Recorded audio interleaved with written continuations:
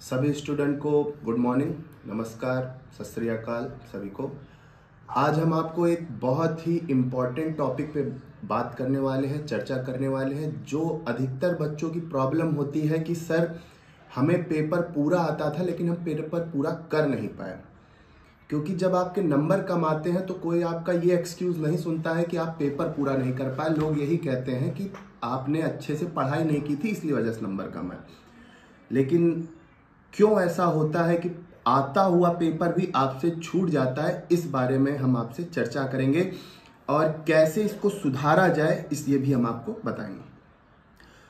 पहली चीज, जब पेपर आपके सामने आता है, बोर्ड का पेपर जब आपके सामने आता है, जैसे अभी आपका पहला पेपर हिंदी का है, यूपी बोर्ड वालों का, सीबीएसई बोर्ड वालों का, एसएससी बोर्ड वालों का पहला पेपर जो भी हो, तो क्या होता है कि जब पेपर मिलता है बच्चों को तो वो सबसे पहले देखते हैं कि पेपर में क्या क्या है, जो कि बहुत अच्छी बात है। टाइम भी मिलता है उनको देखने के लिए, 5 से 7 मिनट का टाइम मिलता है कि वो पेपर को प्रॉपर तरीके से पढ़ लें। जब वो पेपर को पढ़ते हैं तो 2-3 पेज पढ़ने के बाद वो इतना ज़्यादा एक्साइटेड हो जाते हैं कि क्लास में बैठे अपने मित्र, अपने फ्रेंड्स को ये बात कहने लगते हैं कि पेपर बहुत सरल आया, पेपर बहुत सरल आया है, जिसकी वजह से वो 3 पेज के बाद आगे का पेपर कुछ देर बाद पढ़ना चाहते हैं। जो उनको यही मित्र यार को बताने में 3 से 4 मिनट चला जाता है कि पेपर का बहुत सरल आया है, तो 3 से 4 मिनट तो यहाँ उनका लॉस हो गया। उसके बाद फिर वो पेपर पढ़ते हैं तो उसमें भी 3-4 मिनट एक्स्ट्रा लगे।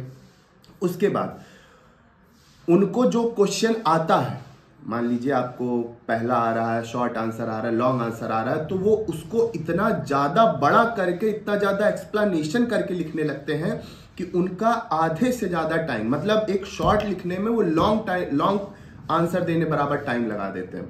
फिर से सुनिए, एक शॉर्ट लिखने में वो लॉन्ग आंसर जितना टाइम लगा देते हैं। क्यों? गलती उनकी नहीं होती, वो इतने ज्यादा एक्साइटेड हो जाते हैं कि ये तो हमें पूरा आता है, और उसको वो बहुत अच्छे से छापने लगते हैं।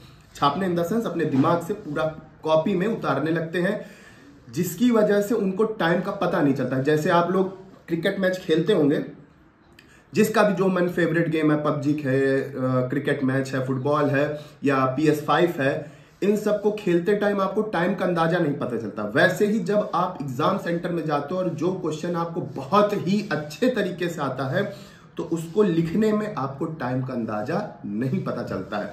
इसीलिए पाठक सर के जितने भी वीडियो उसमें आपको एक प्रॉपर वे बताया गया है कि आपको पूरी उस क्वेश्चन से रिलेटेड आपके अंदर कितनी भी कैपेबिलिटी हो पूरी कॉपी भरने की उसी क्वेश्चन पे, लेकिन आपको भरनी नहीं है।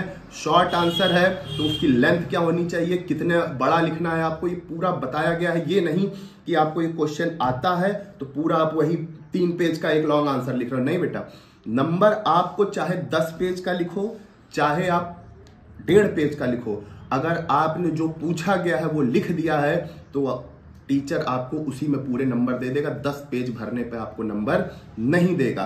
तो सबसे पहले मेरा यही कहना है कि जब आपके सामने पेपर आए तो पहली चीज तो बहुत ही नॉर्मल बिहेव करिए, बिल्कुल भी एक्साइटेड होकर इधर उधर अपना टाइम मस्ट वेस्ट करिए, और जितना कहा गया है वीडियो में आप देख सकते हैं उतना ही लिखिए। ज्यादा खुश होकर एक्स्ट्रा लिखने की कोशिश मत करिए।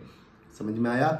वही। और दूसरी चीज, कुछ बच्चे हमसे पूछते हैं कि सर जो क्वेश्चन पहले आता वो कर सकते हैं कि सीरियल वाइज करना है? नहीं बेटा, तुम्हें जो क्वेश्चन आता है तुम वो क्वेश्चन करो, प्रॉपर आंसर, नंबर और क्वेश्चन लिख कर करो, आपके नंबर नहीं कटेंगे। ऐसा कहीं नियम नहीं लिखा है, ना किसी बोर्ड के, किसी, आप साइट पर जाकर पढ़ लो, आप लोग खुद ही इतने समझदार हो, कहीं ऐसा नहीं लिखा हुआ है कि क्वेश्चन नंबर 1 करने के बाद क्वेश्चन नंबर 2 ही करना है। मान लीजिए क्वेश्चन नंबर 1 करने के बाद आपको क्वेश्चन नंबर 3 आ रहा है तो आप आंसर नंबर प्रॉपर वे में डालिए। मान लीजिए आप पहले पेज पर शॉर्ट आंसर कर रहे हैं, शॉर्ट आंसर मतलब लिटरेचर काम कर रहे हैं, और लिटरेचर के बाद आपने 2 शॉर्ट कर लिए, उसके बाद आपको लेटर आ रहा है, तो आप प्रॉपर वे में answer number, grammar, letter heading डालकर आप लेटर लिख सकते हैं। उसमें कौन सा लेटर ये लिखकर प्रॉपर लिख सकते हैं, आपको अच्छे नंबर मिलेंगे। जैसे यहाँ पर एक लड़के को 100 में से 99 नंबर मिले हैं।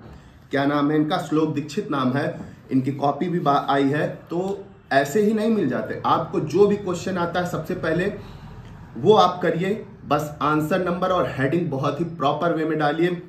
एक्साइटेड मत होइए, एक्स्ट्रा कुछ लिखने की जरूरत नहीं है, जितना कहा गया है उतना ही लिखिए।